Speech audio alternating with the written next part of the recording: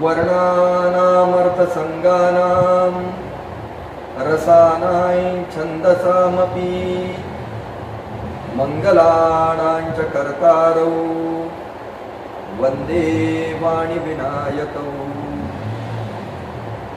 नमामि सद्गुरुं शान्तं सच्चिदानन्दविग्रहं पूर्णब्रह्मपरानन्दम् ईशमानन्दिवल्लभम्। वागीशा यस्य वदने लक्ष्मीर्यस्य च वक्षसि यस्यास्ते हृदये संवित् तं नृसिंहमहं भजे। धन्य धन्यतो नारदो यासी सर्वा सर्वत्र गोविंदो सर्वथा हरिनामाचा छंदो जेणे परमानंदो सदोदित। जो श्रीकृष्णाचा आवडता जासी श्रीकृष्ण आवडे सर्वथा याचे निसंगे तत्वता नित्यमुक्तता जडजीवा। जयति जगति माया यस्य काया धवस्ते वचन रचनमेकं केवलं चाकलय्य। ध्रुवपदमपि यातो यत्कृपातो ध्रुवोऽयं सकलकुशलपात्रं ब्रह्मपुत्रं नतोऽस्मि। शुका सारिखे पूर्णवैराग्य जाचे वसिष्ठा परी ज्ञानयोगेश्वराचे।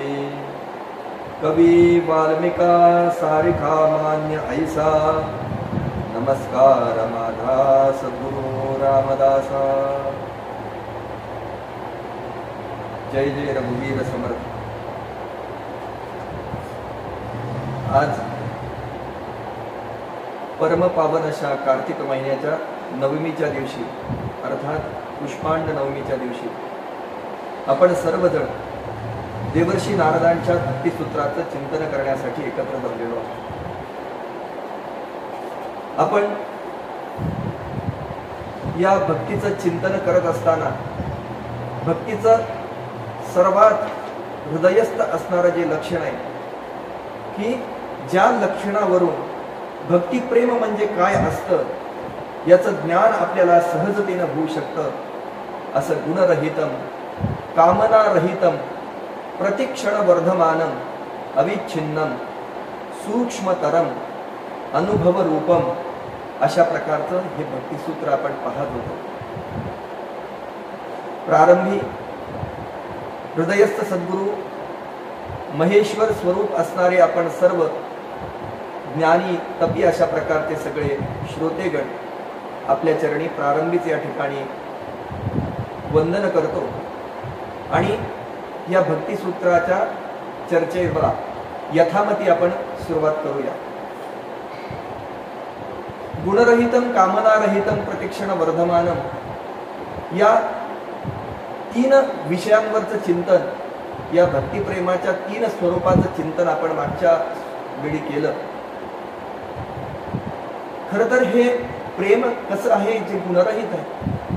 भगवंताच्या गुणाकडे पाहून प्रेम केलं जात नाही तर भगवंत सर्वव्यापी आहे, सगळीकडे भगवंत पसरलेला आहे, आमच्या हृदयात तो आहे, आमच्या सगळीकडे तो आहे म्हणून भगवंतावर प्रेम केलं जातं। कामना रहित असतं आपण पाहिलं त्यासाठी आपण दृष्टांत पाहिला की कन्यावर येते रूपम माता वित्तम पिता श्रुतम बांधवः कुलमिच्छन्ति मिष्टान्नम इतरे जनः।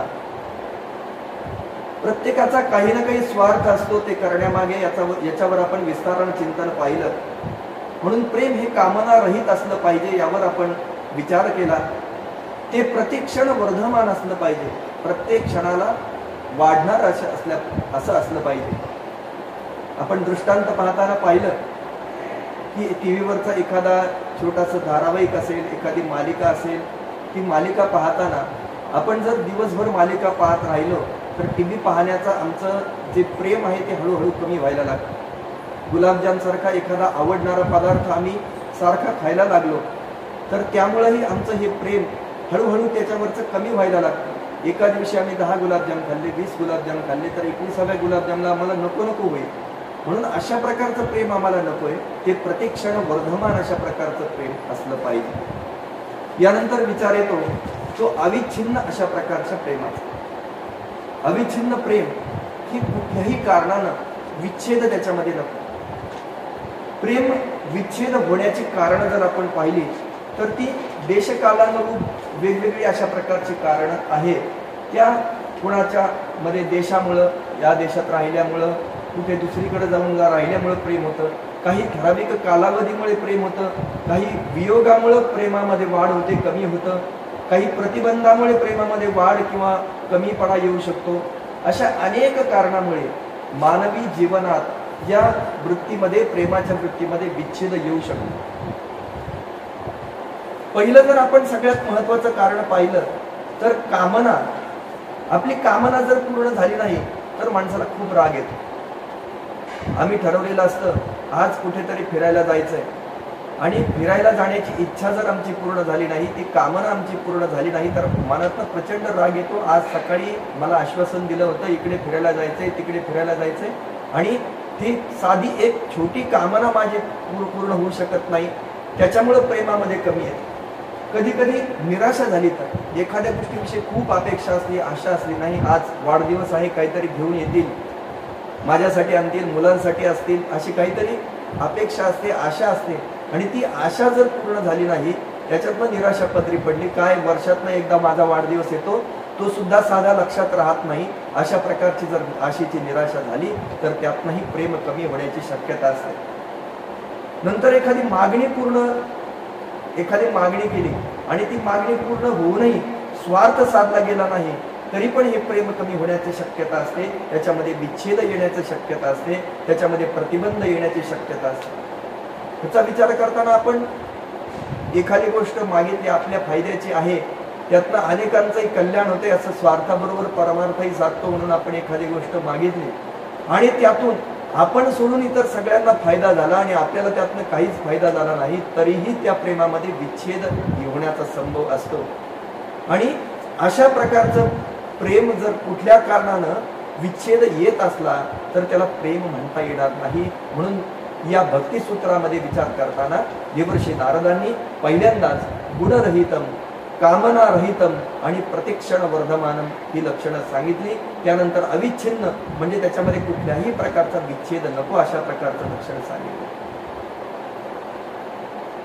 आपण मागच्या वेळी पाहून गेलो की सर्वथा ध्वंसरहितम सत्यपि ध्वंस कारणी यद भावबंधनम युनो हो तत्प्रेमः परिकीर्तितः. प्रेम कशाला म्हटलं जातं? जे सर्वथा ध्वंसरहित असतं, नाशरहित असतं. या प्रेमामध्ये बाधा येण्याची जी कारण आहे जी आपण आता चर्चिली की त्याच्यामध्ये कामनेमुळे येणारं प्रेम असेल, त्याच्यामुळे स्वार्थामध्ये येणारं जर प्रेम असेल, त्यामुळं आशेमुळे येणारं जर प्रेम असेल, या कुठल्याही कारणातनं जर या प्रेमाचा विध्वंस झाला, त्याचा विच्छेद झाला तर ते त्याला प्रेम म्हणता येणार नाही. ते सर्वथा ध्वंसरहित अशा प्रकारचं असलं पाहिजे तर त्याला खऱ्या अर्थानं प्रेम असं म्हणता येईल. याचा विचारही आपण करू नये. आपल्या समोर एक वृत्रासुराचा दृष्टांत आपल्या समोर ठेवायचा आहे श्रीमद भागवतातला. वृत्रासुराची कथा. एक असुर असूनही भगवंतावर किती अविच्छिन्न अशा प्रकारचं प्रेम त्या वृत्रासुराचं होतं, या कथेतनं आपल्याला जाणवत.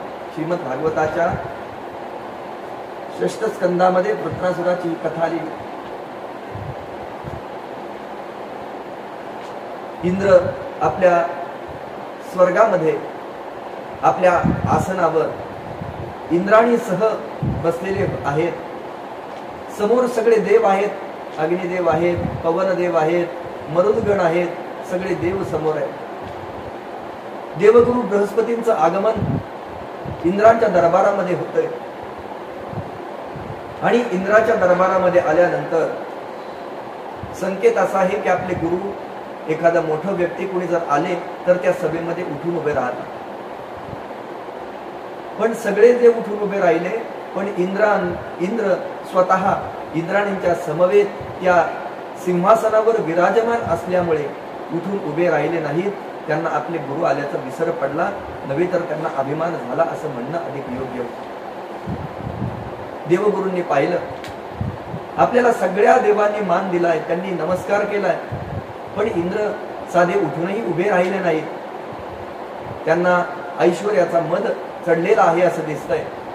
म्हणून देवगुरु कुणालाही न सांगता त्या ठिकाणाहून निघून गेला. इंद्राला आपली चूक लक्षात आली. देवगुरु बृहस्पती इथे येऊन गेले, आपण त्यांना मान दिला नाही, धिक्कार असो आपल्या या ऐश्वर्याचा. असं म्हणतात की सगळ्या या तीनही लोकांवर राज्य करणाऱ्या चक्रवर्ती राजानं त्या आपल्या सिंहासनावरून उठण्याची गरज नसते, पण ते चुकीचं आहे. धर्मोदंडयसी असं आमचं धर्मोदंडयसी म्हणून धर्माला दंड देण्याचा अधिकार देणारं हे जे सिंहासन आहे, ते सिंहासन हे आपल्या गुरूंचा, आपल्यापेक्षा ज्येष्ठांचा आदर करण्यासाठीच आम्हाला मिळालेलं आहे. याचा मला विसर पडला, हे माझं दुर्दैव आहे. इंद्राला प्रचंड पश्चाताप होतो. ते सगळीकडे देवगुरूंना शोधतात, पण देवगुरु कुठेही सापडत नाहीत. आणि देवगुरु निघून गेल्यानंतर जेव्हा आपले गुरु निघून जातात, आपल्याला मार्गदर्शन करणारे आपल्या जीवनातून निघून जातात, तेव्हा अनेक विचारांचं आक्रमण आपल्यावर होत असतं. आणि या आक्रमणांना परतवून लावणं आपल्यासारख्यांना शक्य नसतं. आणि इंद्राच्या बाबतीतही असंच होतं. असुरांचं आक्रमण त्यावेळी देवांवर होतं, देवांचा पराभव होतो. देवगुरूंची साथ नसल्यामुळं, देवगुरु बृहस्पतींची साथ नसल्यामुळं देवांचा त्या ठिकाणी पराभव होतो. आणि मग इंद्राला आपली चूक लक्षात येते. सगळे देवांसह ते ब्रह्मदेवांना शरण जातात. ब्रह्मदेव अंतर्ध्यानानं सगळा प्रसंग जाणून घेतात. ते देवराज इंद्राला म्हणतात, ब्रह्मिष्टम ब्राह्मणम दांतम ऐश्वर्यान न अभिनंदत न विप्र.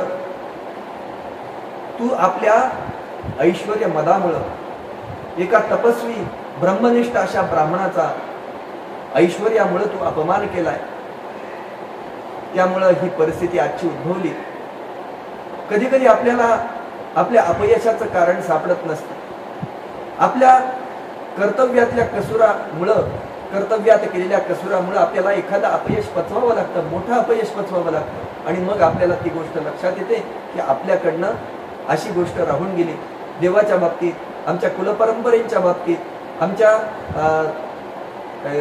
ज्या काही कुलपरंपरा चालू असतील त्याच्या बाबतीत कुठेतरी आमच्याकडून कसूर झाला तर आम्हाला त्याचं फळ कुठल्या ना कुठल्या रूपानं भोगावं लागतं. आणि या देवराज इंद्रांना हे फळ भोगावं लागलं.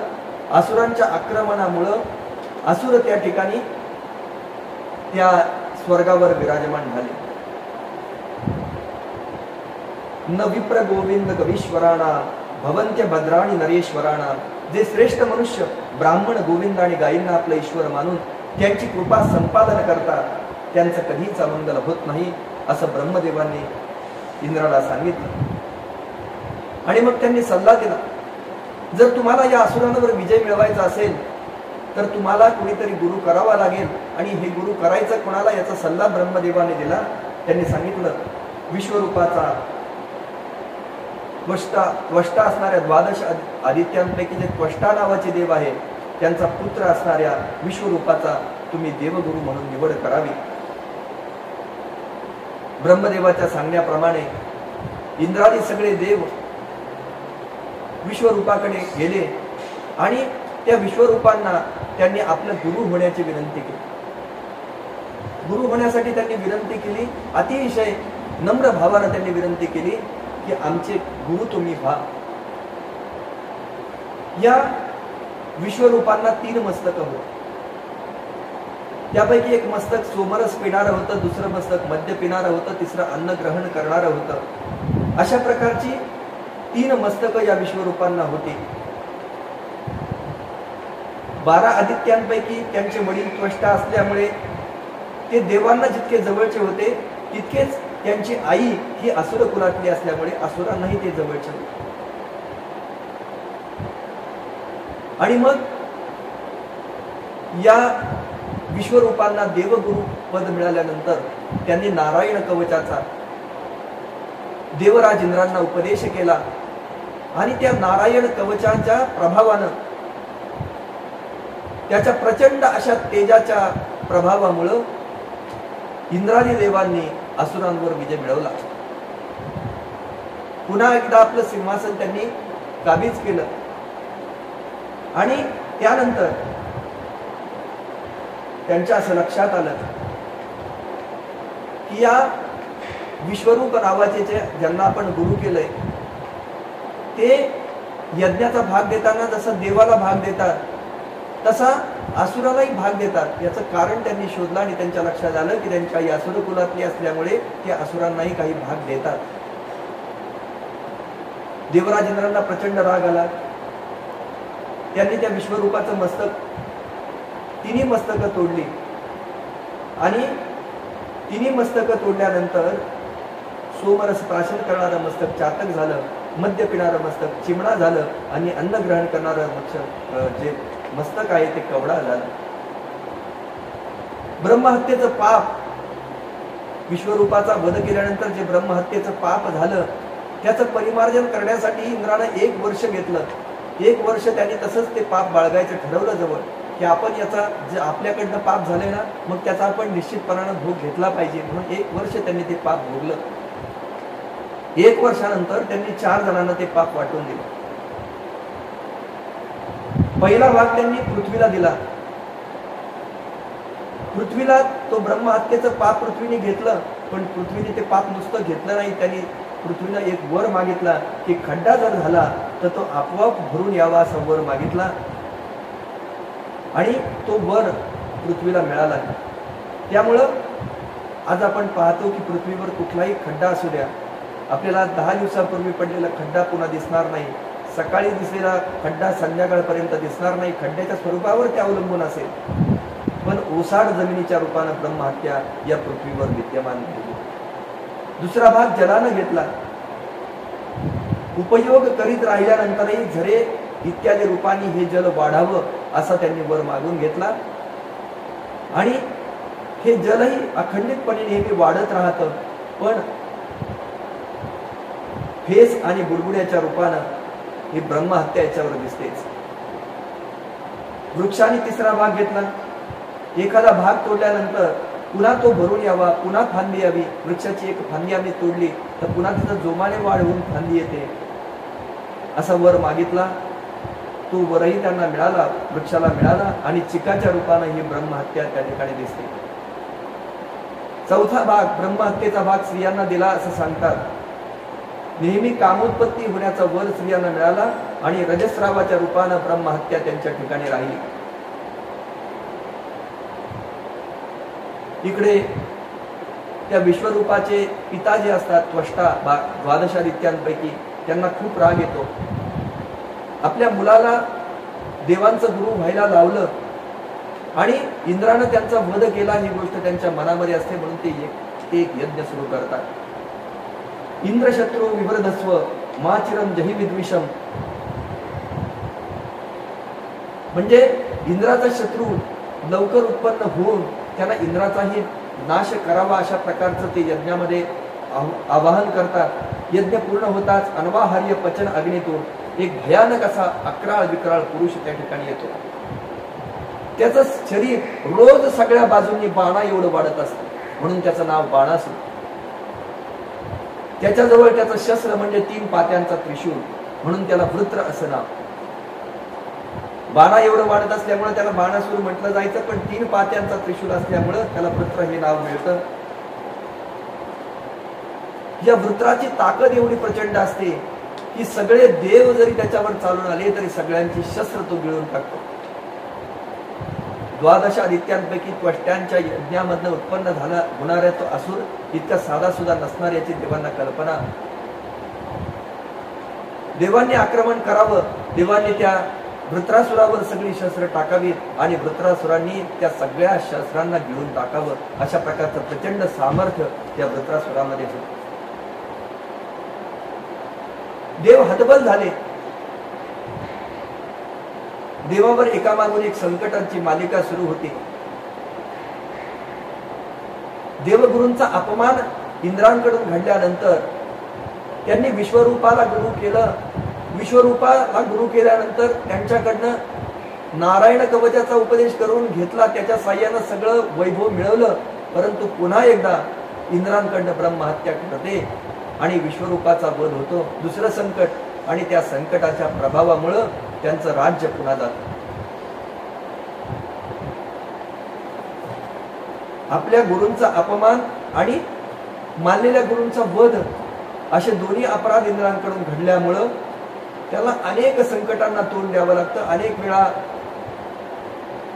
या देवांवर आक्रमण होतं आणि त्यातून सगळे देव देशोधडीला लागतात. स्वर्ग सोडून त्यांना जावं लागतं. मग हे सगळे देव आपलं गाऱ्हाण घेऊन ब्रह्मदेवाकडे जातात आणि त्यांना विचारतात, आता आम्ही काय केलं पाहिजे, आमच्याकडनं तर या चुका झाल्यात, आता आम्ही काय उपाय करावा म्हणजे या दोषाचं परिमार्जन आमच्याकडनं होईल. ब्रह्मदेव त्या ठिकाणी सल्ला देतात की तुम्ही उपासना, व्रत आणि तपश्चर्येमुळे ज्यांचं शरीर अत्यंत बलवान झालेलं आहे अशा दधीची ऋषींच्या कडे जा, त्यांना प्रार्थना करा, त्यांच्याकडून त्यांची हाडं, त्यांची बलवान झालेली प्रचंड हाडं आपण घ्या आणि त्यांच्यापासून आपण शस्त्र तयार करा. ते विश्वकर्म्याकडून शस्त्र तयार करून घ्या असं ब्रह्मदेव सांगतात. ब्रह्मदेवानं असं सांगितलं की लगेच इंद्राजी सगळे देव त्या महर्षी दधीचींकडे जातात. प्रचंड तेजस्वी तपस्वी अशा प्रकारचे ते महर्षी दधीची देवांची प्रार्थना ऐकतात. धर्माचं राज्य यावं, सगळीकडे धर्म वाढीला लागावा म्हणून आपल्या शरीराचाही त्याग करण्यास तयार असणारे हे महर्षी स्वतः योगाग्नीनं आपल्या शरीराचा त्याग करतात. त्यांच्या अस्थींपासून भगवान विश्वकर्म्यांच्या साह्यानं वज्राची निर्मिती इंद्रासाठी केली जाते आणि मग इंद्राचं या वज्राच्या साह्यानं इंद्र पुन्हा एकदा वृत्रासुरादी सगळ्या असुरांवर आक्रमण करतो. वृत्रासुरही काही कमी नसतो. आपल्या प्रचंड पराक्रमानं देवसेनेला मारू लागतो. आपल्या एका गदेच्या प्रचंड अशा आघातानं तो इंद्राच्या ऐरावताला घायाळ करतो. 28 हात हा ऐरावत मागे सरकतो. 28 हात मागे सरकतो, परंतु इंद्राच्या वज्रापुढं या वृत्रासुराचं काही चालत नाही. वृत्रासुरानं आक्रमण केलं की त्याला सडेतोड उत्तर इंद्राकडून दिलं जातं. पुन्हा एकदा वृत्रासुर आपल्याकडे येत आहे हे पाहून इंद्र वज्राच्या साह्यानं त्याचा वृत्रासुराचा एक हात तोडतो आणि एक हात तोडल्यानंतर त्याला वाटलं आता वृत्रासुर कमजोर झाला असेल, पण वृत्रासुराचं अथो खरे मे पुलिशेन वीर हरता प्रमथ्यैव शिरो यदीह तत्रा नृडो भूतबलिं विधाय मनस्विनाम पादरज प्रपत्स्ये. हे वीर इंद्रा, कदाचित तू माझी सगळी सेना मारून आपल्या वज्रानं माझं मस्तक उडवशील, तेव्हाही मी माझ्या शरीराचा बळी पशुपक्ष्यांना समर्पित करून कर्मबंधनातून मुक्त होईल आणि महापुरुषांच्या चरणरजाचा आश्रय घेईल. हे सांग म्हणतंय कोण? वृत्रासुर म्हणतोय. वृत्रासुराची भक्ती किती बघा प्रचंड असते. एकतर अंतकालेचे मामेव स्मरणमुक्त्या कलेवर मी जे म्हटलेले भगवंतांनी अंतेमती सा गती असं म्हटलं जातं, पण अंतकाळाच्या वेळेस अशी भगवंताच्या ठिकाणी मती होणं हे सोपं नसतं. त्यासाठी अनेक जन्मजन्मांतरीचं पुण्य लागतं. ते पुण्य वृत्रासुराच्या ठिकाणी होतं आणि म्हणून एक हात तुटल्यानंतर जेव्हा तो प्रचंड आपल्या दुसऱ्या बळानं आक्रमण करायला जातो आणि इंद्राला म्हणतो की तू कदाचित माझा वध करशील, तू माझी सगळी सेना मारून टाकशील, मलाही मारशील, तरी मी माझं सगळं शरीर पशुपक्ष्यांना समर्पित करील आणि या सगळ्या कर्मबंधनातून मुक्त होईल आणि महापुरुषांच्या चरणरजाचा आश्रय घेईल. अशा प्रकारचं वक्तव्य त्या ठिकाणी वृत्रासुरानं केलं. इंद्र, अरे तुझं हे वज्र मला माहिती आहे, श्रीहरींचं तेज आणि दधीची ऋषींच्या तपश्चर्येनं तेजस्वी झालेलं आहे. श्री विष्णूंच्या आज्ञेप्रमाणे वज्रानं तू मला मार, कारण जिकडे भगवान श्रीहरी आहेत तिकडेच विजय, लक्ष्मी आणि सर्व गुणांचा निवास असतो हे पण वृत्रासुराला माहीत असतं. यतो हरिर विजय हा श्रीर गुणास्ततः, हे त्याला माहीत होतं तत्व. आणि भगवान त्या संकर्षणांच्या आज्ञेमुळेच मी माझं मन त्यांच्या चरणकमलांशी लीन करीन. तुझ्या वज्राचा वेग मला नव्हे तर माझे विषय भोग रूप फास तोडून टाकतील आणि मी शरीराचा त्याग करून मुनिजनांच्या गतीला जाईल, हे वृत्रासूर सांगतोय. एखाद्या मोठ्या महात्म्यांच्या प्रवचनापेक्षा श्रेष्ठ प्रवचन त्यानं इंद्राला त्या ठिकाणी दिलंय. अहम हरे तव पादैक मूल दासां दासो भवितास्मि भूयः मनस्मरेता सुपतेर गुणास्ते गृणीत वा कर्म करोतु कायः. हे प्रभू, आपण माझ्यावर अशी कृपा करा की आपल्या चरणकमलांची अनन्य भावाने सेवा करणाऱ्या आपल्या भक्तांची सेवा करण्याची संधी मला प्राप्त करून द्या, पुढच्या जन्मात प्राप्त करून द्या. हे प्राणवल्लभा, माझं मन आपल्या गुणांचं स्मरण करीत राहो आणि माझी वाणी त्यांचंच गायन करो, शरीर आपल्या सेवेत लागून राहो. अशा प्रकारचं देवांना एक दुर्लभ अशा प्रकारची मागणी त्या ठिकाणी वृत्रासुरांनी केली.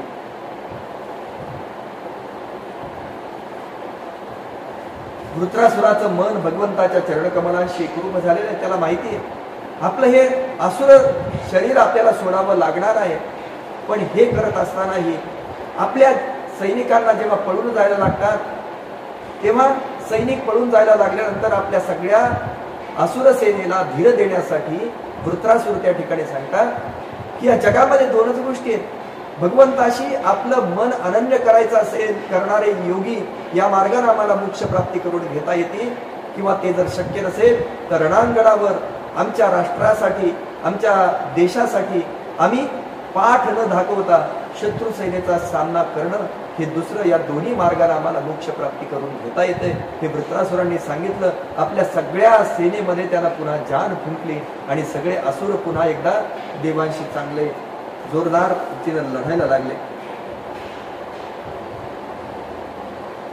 पुन्हा दुसरा हात वज्राच्या साह्याने इंद्रानं तोडून टाकला वृत्रासुराचा, आणि वृत्रासुराचं फक्त मग धूळ त्या ठिकाणी पुढे पुढे यायला लागले. पण तरी वृत्रासुर हरले नाहीत. वृत्रासुरानं तशा परिस्थितीत त्या रथाच्या जवळ जाऊन इंद्रासह ऐरावताला गिळून घेतलं. प्रचंड पराक्रम वृत्रासुराने केला. इंद्रासह त्या ऐरावताला गिळून आपल्या पोटामध्ये घेतलं, पण इंद्राच्या शक्तीमुळं, त्यानं केलेल्या नारायण कवचाच्या प्रभावामुळं इंद्र त्या ठिकाणी पोटामध्ये, वृत्रासुराच्या पोटातही जिवंत राहिले. आपल्या वज्राच्या साह्यानं त्यांनी त्या वृत्रासुराचं पोट फाडलं आणि वृत्रासुराचा वध केला. आणि ते करत असताना, पोटात असताना इंद्र म्हणाले, अहो दानव सिद्धोसी यस्य ते मतिरीदृशी भक्त सर्वात्मनात्मानं सुरदम जगदीश्वरम. हे दानवराजा, तू खरोखर सिद्ध पुरुष आहेस म्हणून तुला अशी बुद्धी झाली. तुझं धैर्य, तुझा निश्चय आणि तुझा भगवत भाव अत्यंत विलक्षण आहे. तू सर्व प्राण्यांचं सुरद आत्मस्वरूप आणि जगदीश्वरांचा अनन्य भक्त आहेस, असं इंद्राने स्तुती केली आहे वृत्रासुराची. यस्य भक्तीर भगवती हरौ निश्रेयसेश्वरे विक्रीडितो मृतां बोधौ किं क्षुद्रई खादको दकैहि. ज्याचं परमकल्याणप्रद भगवान श्रीहरींच्या ठिकाणी भक्ती असते त्याला क्षुद्र भोगांची काय पर्वा. जो अमृताच्या समुद्रात विहार करत असतो त्याला खड्ड्यातलं पाणी काय करायचं, अशा प्रकारची स्तुती इंद्र वृत्रासुरांची करतात. वृत्रासुराचं पोट फाडून इंद्र त्या ठिकाणी बाहेर येतात. वृत्रासुराचा वध होतो आणि पुन्हा एकदा इंद्राला ब्रह्महत्येचं आक्रमण त्या ठिकाणी होतं. वृत्रासुराची ही कथा यासाठी सांगितली की वृत्रासुरानं जी अविच्छिन्न अशा प्रकारची भक्ती भगवंताची केली, त्याच्यामध्ये कुठलाही, त्याला सगळ्या गोष्टी माहीत होत्या. इंद्राच्या विरुद्ध लढत असताना या दधीची ऋषींच्या अस्थिच्या साह्यानं जे वज्र निर्माण केले त्याच्या साह्यानं आपला वध होणार आहे हे त्याला माहीत होतं. तरीही केवळ कर्तव्य म्हणून, या मागच्या जन्मी केलेली कुठले तरी पापांची निवृत्ती म्हणून आपल्याला हे भोगरूप क्रिया कर्म आली, त्या कर्माची निवृत्ती व्हावी म्हणून शेवटपर्यंत वृत्रासुराने इंद्रासमोर युद्ध केलं. आणि जेव्हा मरणकाल जवळ होता तेव्हा भगवंताचं स्मरण त्याच्याकडनं झालं. सगळ्या गोष्टी माहीत असून त्यानं युद्ध केलं. भगवंताचं स्मरण वारंवार त्याच्याकडनं घडलं. त्यानं सांगितलं की माझं शरीर मी पशुपक्ष्यांसाठी समर्पित करतो आणि माझी जी कर्म आहेत ती कर्म, या कर्मांचा नाश जर व्हायचा असेल, त्या कर्मबंधनातून सुटायचं असेल तर मला आत्तापर्यंत हे सगळे भोग भोगलेच पाहिजेत याची त्याला कल्पना होती. आणि तो मागणी करतोय की शेवटी मला जर दुसरा जन्म प्राप्त झाला तर मला महापुरुषांच्या संगतीत त्यांच्या चरणरजांच्या साह्यानं मला मुक्ती मिळावी, अशा प्रकारची त्या वृत्रासुराची प्रार्थना आहे. आपण सूत्राचा विचार करत होतो की सर्वथा ध्वंसरहित हे पाहत असताना अविच्छिन्न अशा प्रकारचं भगवंताचं प्रेम कशा प्रकारचं असतं हे आपण याचं चिंतन केलं. वृत्रासुर हा जन्माना असुर जरी असला तरी भगवंतावर प्रचंड प्रेम असणारा अशा प्रकारचा असतो. भगवंतावर त्याचं अविच्छिन्न अशा प्रकारचं प्रेम असतं आणि म्हणून इंद्रालाही म्हणवल्याशिवाय राहत नाही की हे दानवराज, तुझी भक्ती खरोखर श्रेष्ठ अशा प्रकारची आहे. मरणाच्या दारात असताना सुद्धा तुला भगवंतावरचं प्रेम तुझं कमी होत नाहीये. तू केवळ तुझ्या कर्मबंधनाचा नाश करण्यासाठी या ठिकाणी युद्ध करतोय, हे इंद्रालाही म्हणावं लागतं. आणि म्हणून हे अविच्छिन्न अशा प्रकारचं प्रेम, जे प्रेमामध्ये बाधा येण्याची कारण उत्पन्न झाली तरी कधीही नष्ट होत नाही. अंधळे पांगळे मुके अनर्गळ, जैसे तैसे बाळ पडिये माते. प्रेम आपल्या बळानं पूर्ण असतं. त्याच्या पुढे इतर सगळी बळ कमी पडतात, अपुरी पडतात. प्रत्यक्ष देवाचं बळही अपुरं पडतं. हृदयाचा बंदीखाना करून विठ्ठल आत कोंडला असं सांगणारी प्रेम भक्तिमती जनाबाई म्हणते, भावापुढे बळ नाही कोणाचे सबळ. प्रेमापुढे भोग आणि मोक्ष यांचं काही चालत नाही. जयाची आवडी केली मदसी कुळवाडी, भोग मोक्ष बापुडी त्यजिली कोळे, असे भगवान श्रीकृष्ण अर्जुनाला सांगतात. जसं पूर्वी सती जाणाऱ्या स्त्रीच्या पुढे प्रत्यक्ष अग्नी प्रज्वलित झालेला दिसायचा, म्हणजे मरणच पुढे दिसत असलं तरी तिला त्याचं काही वाटत नसायचं. अग्न देखून या सती अंगे रोमांच उठती, तिला आनंदाच्या उकड्या फुटायच्या.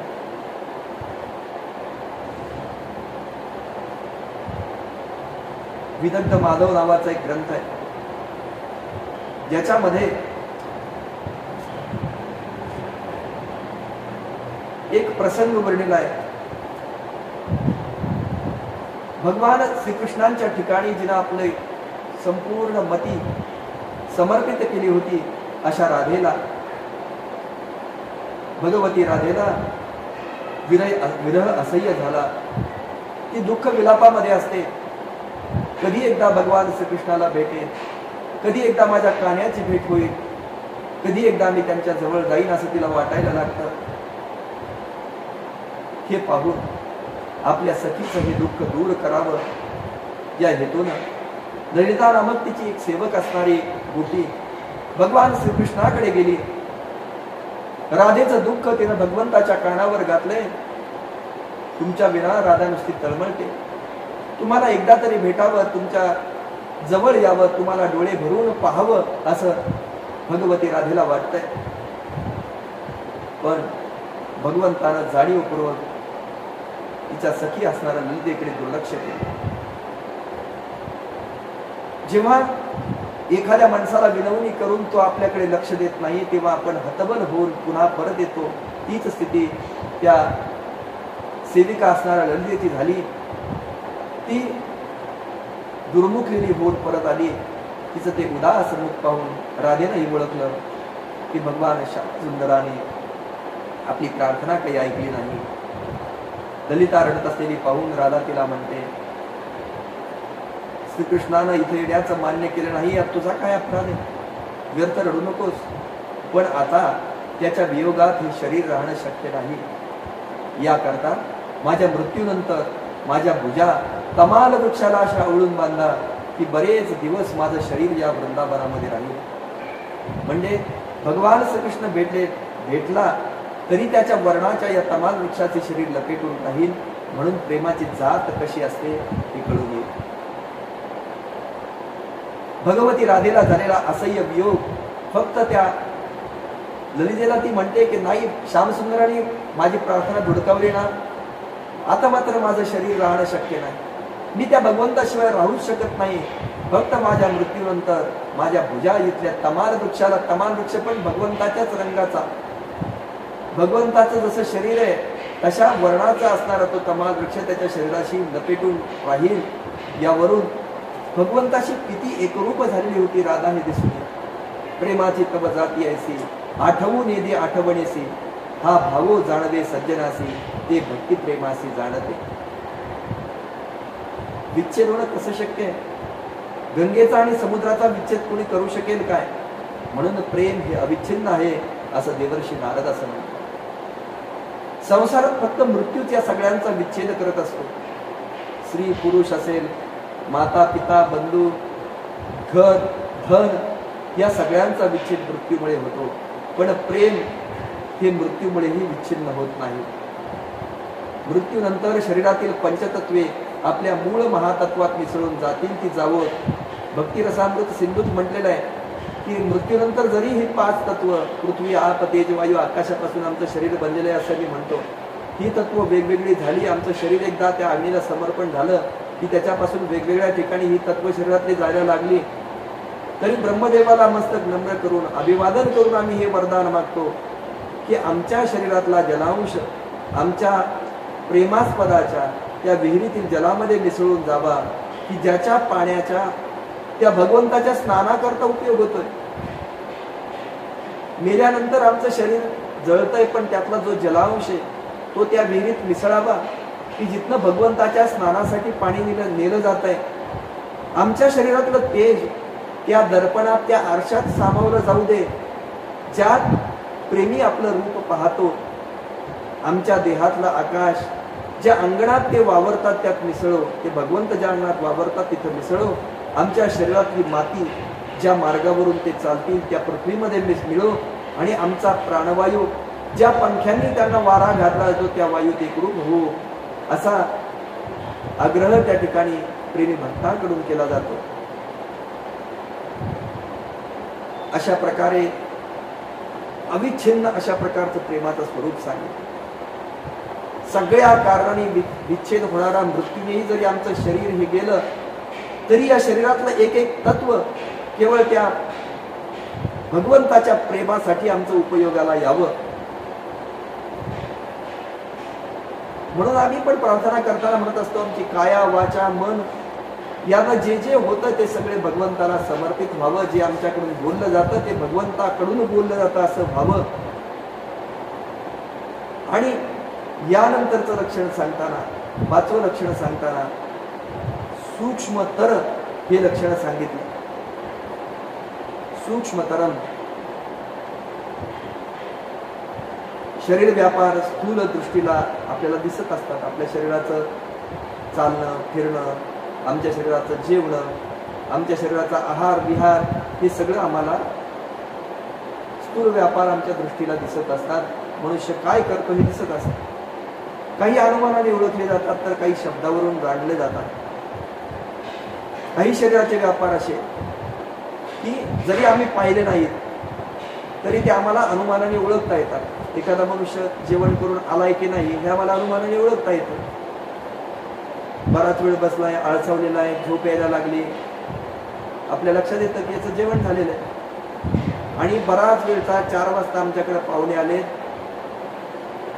बराच वेळ गप्पा मारतायत, चहा घेतलाय, आणि तरीही त्यांचं इकडं तिकडं लक्ष आहे, त्यांचा आवाज क्षीण झालेला आहे. आपल्या लक्षात येतं की सकाळी बरेच लवकर निघालेले, त्यांचं जेवण अजून झालेलं नाही, नाश्ता झालेला नाही, त्यांच्यासाठी आपण काहीतरी केलं पाहिजे. काही गोष्टी अनुमानाने ओळखता येतात, काही गोष्टी शब्दावरून जाणल्या जातात.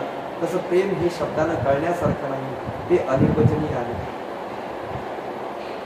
एखाद्या भजन पूजनादी बाह्यक्रियावरून एखादे महात्मे आले, त्यांना आम्ही किती चांगलं त्यांचं आदर स्वागत केलं, त्यांचे पहिल्यांदा त्यांची पाद्यपूजा केली, पाय धुतले, त्यांना औक्षण केलं, त्यांना आपल्या घरामध्ये नेऊन उच्चासनावर बसवलं, त्यांची पूजा केली, त्यांची आरती केली. एवढं सगळं करून त्यांच्यापुढे नैवेद्य ठेवला. एवढं सगळं केलं तरी या बाह्य प्रेमावरून प्रेमाचा अनुमान कोणी कोणी करतात, पण ते खरंच असतं असं नाही. कधी कधी साधनं कमी पडतील, परिस्थितीमुळे साधनं कमी कधी कधी वेळ अशी असते की त्यामुळे ती साधनं कमी पडतील. कधी कधी येणारा प्रसंग असा असतो की त्यामुळे ती साधनं कमी वाटतील.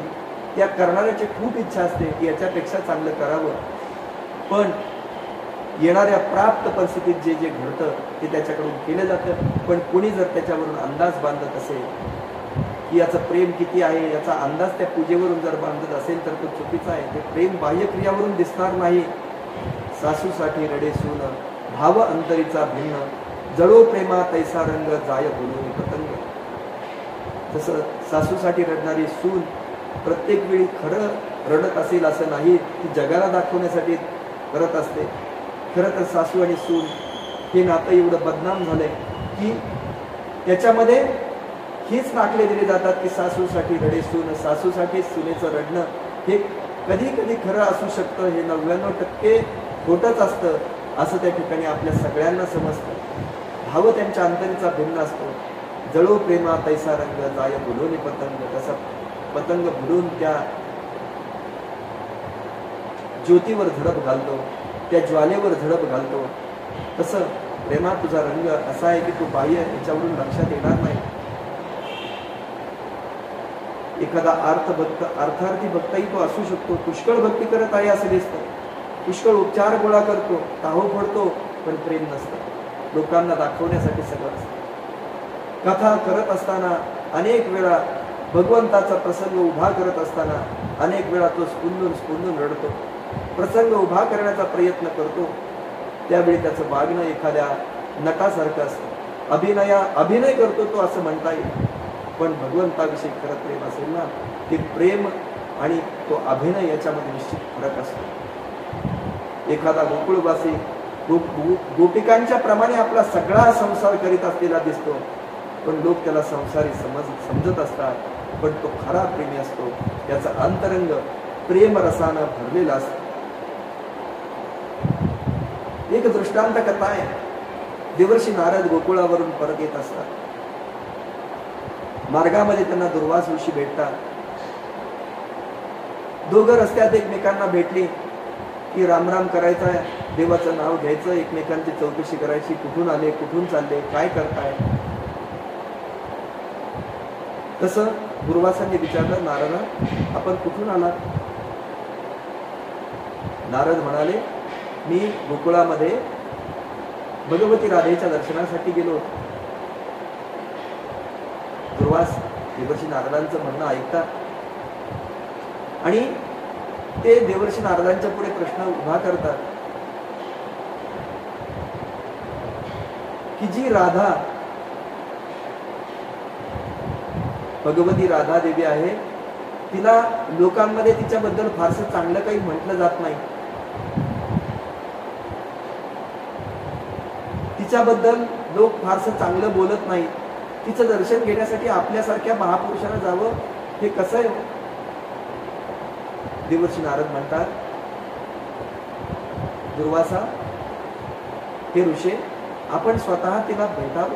आपण तिला कधी भेटले नसाल आणि एखाद्या माणसाला जर भेटलंच नाही आणि लोकांच्या सांगण्यावरनं जर आपण त्याची योग्यता ठरवायला लागलो तर ते चुकीचं आहे.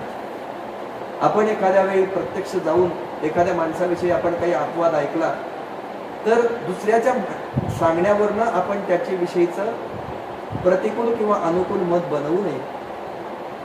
आपण कुठल्या ना कुठल्या निमित्तानं त्याच्याकडे जावं किंवा त्याला आपल्याकडे बोलवून घ्यावं, त्याला त्याचा भाव विचारावा, आपल्याला ज्या गोष्टीबद्दल वाटतंय त्याचीही चौकशी करून घ्यावी आणि मग आपलं मत बनवावं.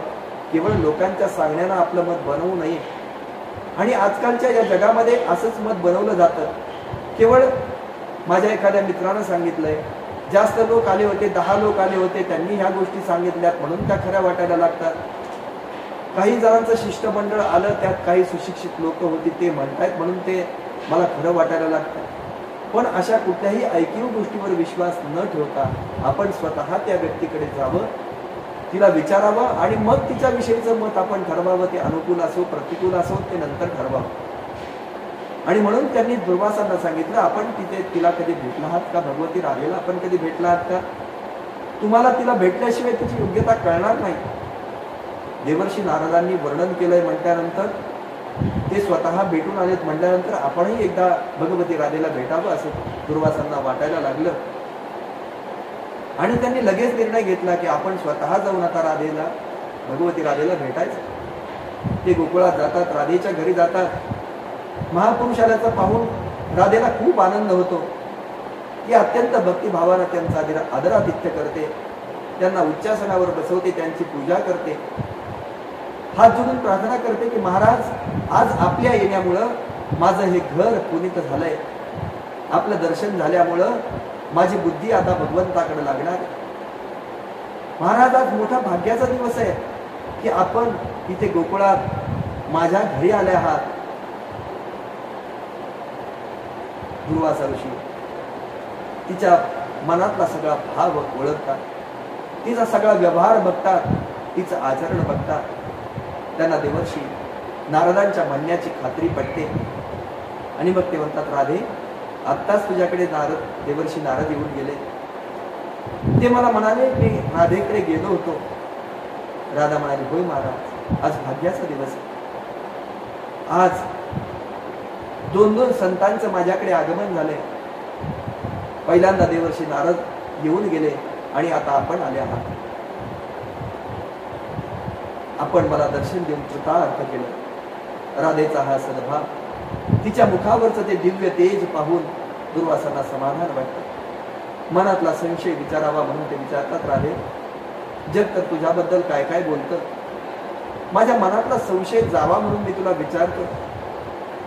देवर्षी नारदांसारखे महावैष्णव तुझ्याविषयी फार आदराची भावना ठेवतात. दुसऱ्या बाजूला या जगरहाटेत ते लोक तुला नावं ठेवतात. तेव्हा खरं काय? तुला जगाप्रमाणे दोषी मानावे की देवर्षी नारदांच्या सारख्या महान महात्म्यांच्यामुळे तुला भक्त मानावं? दोन्हीपैकी काय करावं सांग मला. राधा म्हणते, महाराज, मी काही जाणत नाही. मला कोण काय म्हणतं याचा मी काही विचार करत नाही आणि कधी विचार करण्याचं कारणही नाही. मी एकच भावना माझ्या उरासी बाळगून आहे की मी त्या श्रीहरीची आहे, मी त्याची आहे.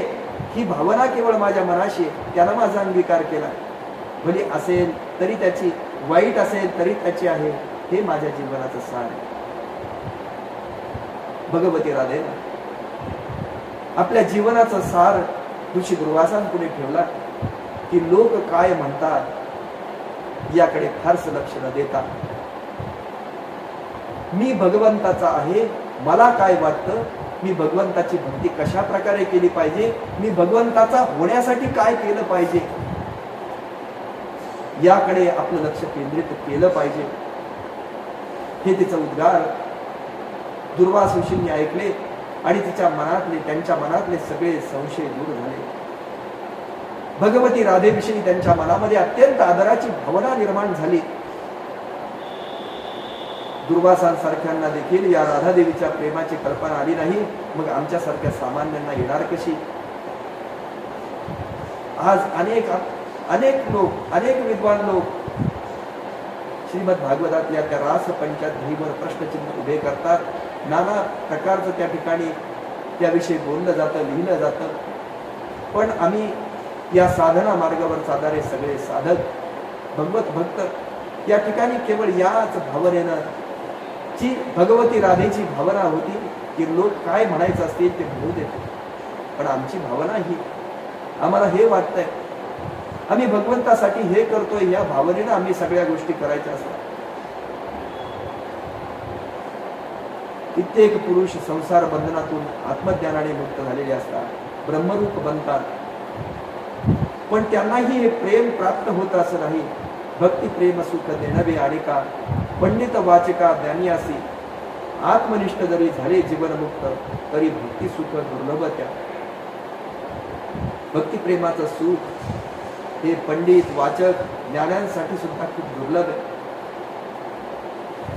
ते एवढं सोपं नाहीये. ते केवळ एखादी गोष्ट ऐकली, आपण करायला गेलो, एखादा वर्ष केली, 2 वर्ष केली म्हणून ती आम्हाला प्राप्त होईल अशासारखी ती गोष्ट नाहीये.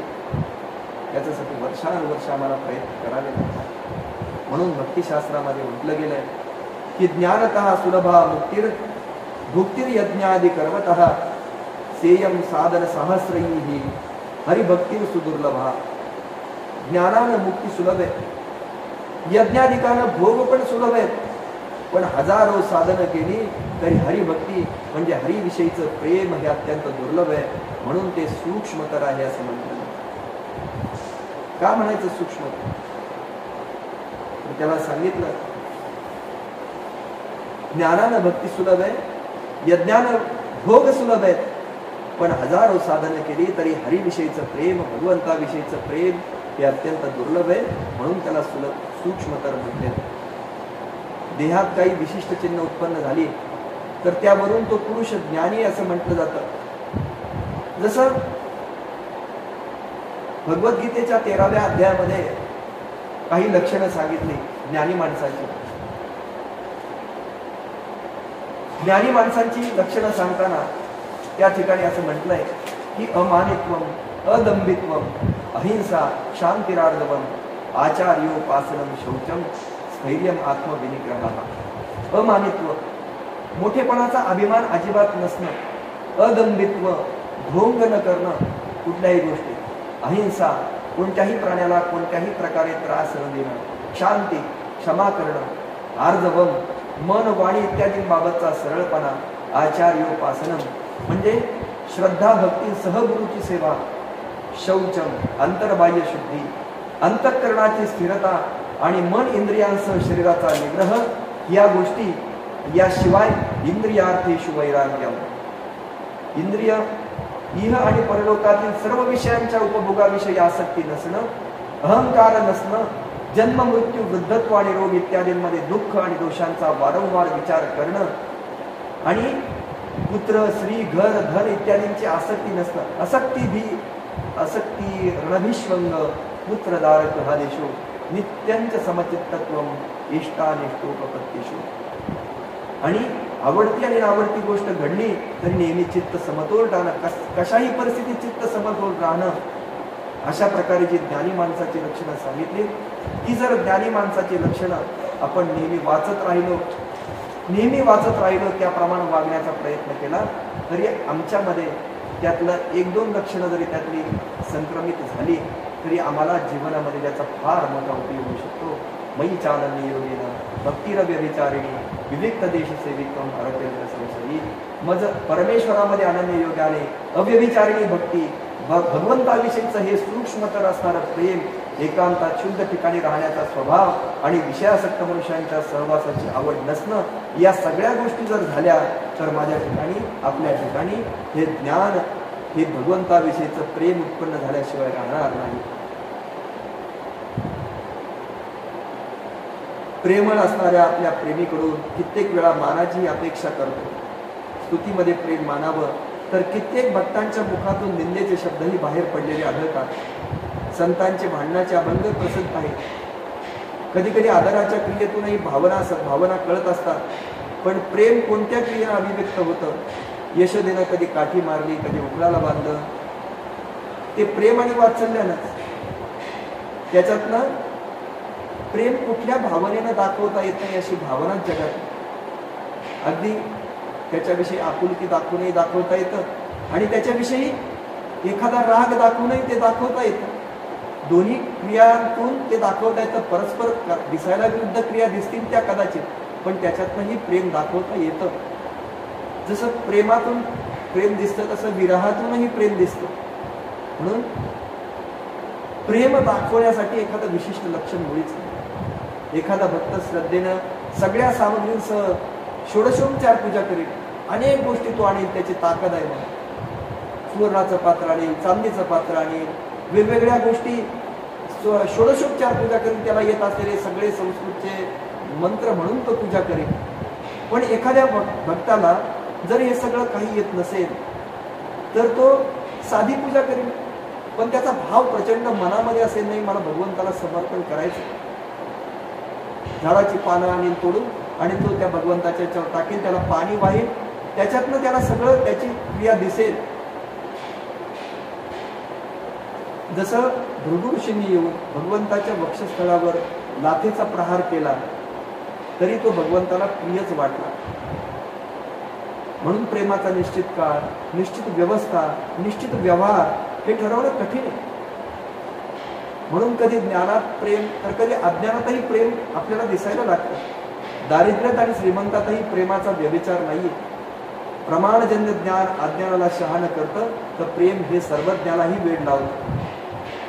म्हणून देवाला वेड लावणारं जे प्रेम आहे ते मोठे मोठे ज्ञानी, सर्वज्ञ, मुक्त पदवीला प्राप्त झाणारे पुरुष प्रेमानं मोहित होऊन श्रीकृष्णाच्या कीर्तन रंगामध्ये रंगून देहभाव विसरून अष्टसात्विक भावानं युक्त होऊन नाचत असलेले दिसतात. जी वस्तू सूक्ष्म असते, अतिंद्रिय असते, जसं परमात्म्याविषयी बोललं जातो अणोरणीयान महतोमय्यान, सूक्ष्मात सूक्ष्मतर असणारा तो अणोरणीयान आहे आणि मोठ्यात मोठा असणारा आहे. तसं ह्या भक्तीलाही, भक्तिप्रेमालाही सूक्ष्मतर म्हटलेलं आहे. म्हणून त्याच्या स्वरूप असणारं प्रेम सूक्ष्मतर असतं असं म्हटलं तर ते वावगं होणार नाही. आपण आता विचार करून आलो, आठवणीमध्ये प्रेम असतं, तसं विसरण्यातही प्रेम असतं. भक्तिशास्त्राच्या ग्रंथामध्ये एक प्रसंग वर्णिलेला आहे. एकदा राधेला भगवंताचा विरह झाला. सतत त्याचं स्मरण होत आहे पण तो भेटत नाही आणि तिला सुख लागेल म्हणून तिचा सख्या तिथं श्रीकृष्णाचे गुणगान करू लागले. राधा विसरून जायचा प्रयत्न, राधेला भगवत विरह झाले नाही आणि त्याचं सतत स्मरण होत आहे पण तो भेटत नाही आणि तिला सुख लागावं म्हणून तिच्या ज्या सगळ्या सख्या असतात राधेच्या, भगवती राधेच्या सख्या, ते भगवान श्रीकृष्णाचं गुणगान करायला लागतात, तिला स्मरण द्यायला लागतात, त्याची आठवण करून द्यायला लागतात. तेव्हा राधा त्यांना म्हणते, हे सखे, जर तुझ्या सखीला क्षणभर सुख व्हावं असं वाटत असेल तर त्या श्रीकृष्णाची चर्चा न करता दुसरं कशाचं तरी स्मरण करून दे, मला त्याचं विस्मरण होईल असं काहीतरी कर. हे पाहून तिथं ध्यानधारणा करणारा एक मुनी होता. त्याला वाटतं, अरे ज्या भगवंताच्या विषयी मन एकाग्र व्हावं म्हणून अनेक मुनी लोक अष्टांग साधन करतात, ध्यान धारणादी इत्यादी उपायांनी आपलं मन एकाग्र करून त्या भगवंतावर मन एकरूप करतात आणि ही भगवती राधा म्हणते, तुम्हाला जर मला काही द्यायचंच असेल तर त्या भगवंताच्या वाचून, त्याच्या गुणवर्णनापासून त्याची विस्मृती होईल असं काहीतरी करा, दुसरीकडे कुठेतरी मन लावा. ही राधेची अशी भाषा काय? तर या विधीत प्रेम, ज्या विधीमध्ये जसं प्रेम असतं तसं निषेधातही प्रेम असतं आणि म्हणून त्याला सूक्ष्मतर असं म्हटलं गेलं आहे. आणि यानंतरचं शेवटचं 6वं लक्षण अनुभव स्वरूप असं देवर्षी नारद सांगतात. काही गोष्टी शरीराच्या क्रियेवरून कळणं शक्य असतं, तर काही क्रिया, भावना या त्याच्या भाषणावरून कळत असतात. प्रेम व्यक्त होणारी एखादी निश्चित शब्द आणि योजना, प्रेमाचे शब्द साहित्यात सापडतात. प्रेम आणि प्रेमिक यांच्यातले संवाद वाचायला मिळतात, त्यांच्या प्रेमाची दृश्यही पाहायला मिळतात, भाषा पण ऐकायला मिळते, त्यांच्या तोंडातले संवाद ऐकायला मिळतात. पण तिथं प्रेम असतं असं नाही, तर ते अनुभव जे आहे तो अनुभव चित्ता चित्त जाणे असं संत म्हणतात. अनुभव आले अंगा ते या जगा देत असे, नवती हात तुके बोल, मूळ ओल अंतरीची असं श्री तुकाराम महाराज जे सांगतात. मूळ अंतरीची जी ओल आहे ती त्या ठिकाणी आली पाहिजे. अनुभवात व्यवहार आहे. जसं अनुभवता येणारा विषय, ते अनुभवणारा घेणारा व्यक्ती आणि प्रत्यक्ष येणारा अनुभव असे 3 वेगवेगळे त्या ठिकाणी त्रिपुटी असते. खऱ्या प्रेमाच्या पूर्ततेत ही त्रिपुटी प्रतीत होत नाही. म्हणून भक्ती ग्रंथामध्ये राधा आणि ललितेचा संवाद बनलेला आहे की राधा म्हणते, तुला वाटेल तो संबंध तू मानू शकतेस, खऱ्या प्रेमात संबंधाची महती नाही, संबंध हा कदाचित प्रेमाचं साधन होऊन साध्य नाही. यावर ललिता म्हणते, आम्हाला असं वाटतं की तू भगवंताची प्रियतमा आहेस आणि तो प्रियतम आहे. यावर राधा असे म्हणते की आमच्या दोघांमध्ये भेद नाही, तो प्रियतम नाही आणि मी प्रियतमा नाही, आमच्या दोघांमध्ये जो भेद आहे राहिलेला नाही. प्रेमरसाने मिलनाची तीव्र आकांक्षा जागृत झाली आणि ती बलपूर्वक तिनं दोघांना एकत्र करून टाकलं. ते आता 2 राहिलेले नाही, त्यांच्यामध्ये भेद राहिलेला नाही. म्हणून प्रेमात सुख वाटत नाही, प्रेमात सुख वाढत नाही, प्रेमात सुख घटत नाही, दोन्हीही प्रियतमच देतो अशी प्रतीती असते. म्हणून दरिद्रता, ऐश्वर्य, रोग, स्वप्न, जागृती अशा सगळ्या अवस्थांमध्ये प्रेम सारखंच राहत असल्यामुळे हृदयाला त्याने विश्रांती प्राप्त होते. वार्धक्यानंही त्याला शिळेपणा येत नाही. हा प्रेमाचा विचित्र अनुभव आहे. प्रेमाचा हा अनुभव अनुभवानच जाणता येतो. कुणाच्या तरी अनुभवावरून, त्यानं लिहून ठेवलेल्या त्या अनुभवावरून आपण ते जाणून घेऊ शकतो. जसं एखादी गोष्ट समजून घेण्यासाठी आम्हाला दृष्टांत लागतो, अशाच प्रकारची दुसरी गोष्ट लागते. तसंच हे प्रेमाची व्याख्या जर आम्हाला समजून घ्यायची असेल तर कुणाचा तरी अनुभव लागतो. मग लौकिक प्रेमावाल्याचा अनुभव आम्हाला नकोय, तर आम्हाला भक्तिप्रेमाचा अनुभव देणाऱ्या संतांचा अनुभव त्या ठिकाणी आवश्यक. आम्हाला भक्तिप्रेमाचा अनुभव देणाऱ्या गोपिकांचा अनुभव त्या ठिकाणी आवश्यक. यांचे अनुभव जर आम्ही ऐकले, यांच्या अनुभवातनं आम्ही जर सूक्ष्म चिंतन करायला लागलो तर भगवंतापर्यंत जायचं कसं याचा मार्ग आम्हाला सापडवू शकतो. आणि हाच मार्ग सापडण्यासाठी आम्ही भक्तिसूत्राचं चिंतन करतोय. देवर्षी नारदांचं हे सगळ्यात महत्त्वाचं भक्तिसूत्र की ज्याच्यामध्ये या भक्तिप्रेमाचं स्वरूप कसं आहे की गुणरहितम कामनारहितम प्रतिक्षण वर्धमानम अविच्छिन्नम सूक्ष्मतरम आणि अनुभवरूपम असणारी ही भक्तिप्रेमाचं स्वरूप आपल्या सगळ्यांना प्राप्त व्हावं. की भगवान पंढरीनाथाच्या चरणी, दासबोधांच्या चरणी, भगवान प्रभू रामचंद्रांच्या चरणी, भगवान श्री समर्थांच्या चरणी या ठिकाणी करून आजच्या कायेन वाचा मनसेंद्रियर्वा बुद्ध्यात्मना वा प्रकृती स्वभावा करोमि यद्यत् सकलं परस्मै नारायणायति समर्पयामि या भावनेनं भगवंताच्या चरणावर श्री दासबोधांच्या या ठिकाणी हे पुष्प अर्पित करतो. या ठिकाणी काही दृष्टांत सांगताना गल्लत झाली असेल तर तो माझ्या बुद्धीचा दोष आहे. जे आलेलं आहे शास्त्रात आलेले ते सद्गुरूंच्या कडून आलेलं आहे असं मी या ठिकाणी समजतो. आणि सगळ्यांना या ठिकाणी पुन्हा एकदा वंदन करून आजची ही सेवा, आजची भक्तिसूत्रावरची चर्चा या ठिकाणी संपवतो. जय जय रघुवीर समर्थ.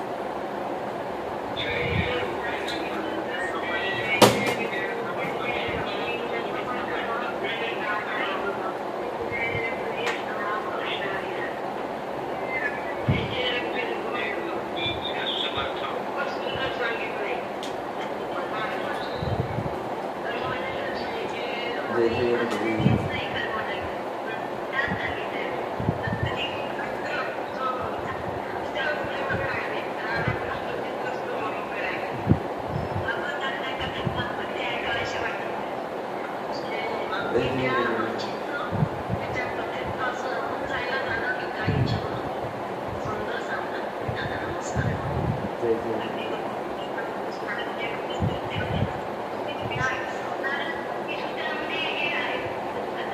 हो, नारद भक्तिसूत्रामध्ये जे दृष्टांत येतात त्याच्यामध्ये आपण श्रीमद भागवतातल्या काही दृष्टांत आपण त्याचे वापरतो. जसे संत साहित्यातले करतो तसे श्रीमद भागवतातले पण आपण काहीतरी वापरतो.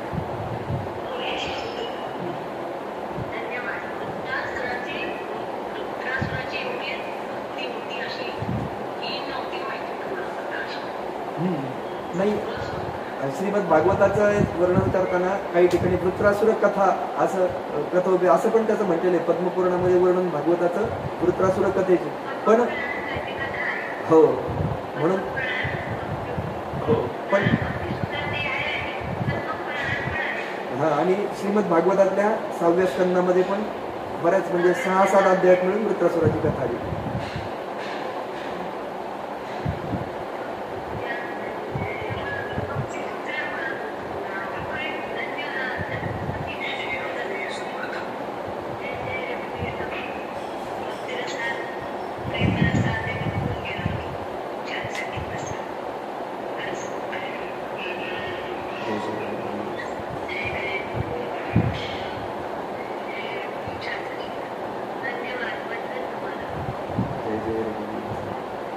जय जय